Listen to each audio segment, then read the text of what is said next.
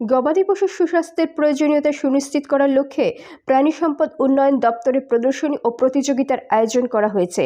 শনিবার চন্দ্রপুরস্থিত JB school মাঠে প্রাণী সম্পদ উন্নয়ন দপ্তর এবং অভয়নগরস্থিত ভেটেরিনারি হাসপাতালের পক্ষ থেকে গবাদি পশু প্রদর্শনী ও প্রতিযোগিতার আয়োজন করা হয়েছে।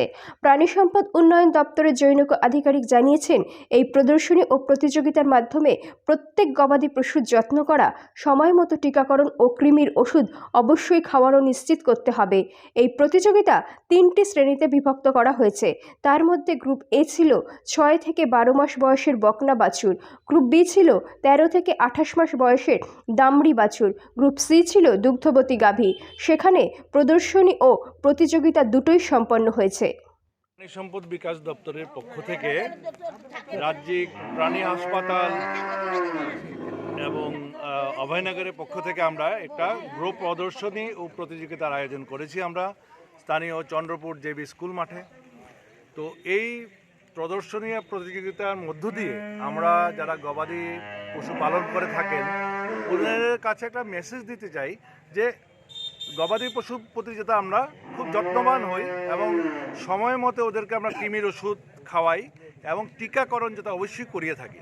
যেমন আজকের এই ক্যাম্পের মধ্যেও আমরা যে গবাদি পশু খুরাপেরা রোগ, যেটা নাকি এফএমডি রোগ, সেটা খুবই দেখা দেয় অনেক সময়।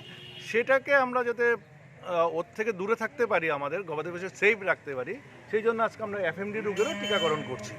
আর আজকে প্রতিযোগিতাতে থাকবে গ্রুপ এতে থাকবে আমাদের বকনা বাছুর 6 থেকে 12 মাস বয়সের যে বকনা বাছুরগুলো রয়েছে সেগুলো, আর গ্রুপ বিতে থাকবে 13 মাস থেকে 28 মাস অবধি যে দামড়ি বাছুর, যেগুলো নাকি এখনও মানে গাভী বাচ্চা প্রসব করেনি, সেই গ্রুপের যে গাভীগুলো থাকবে সেটাকে আমরা নেব।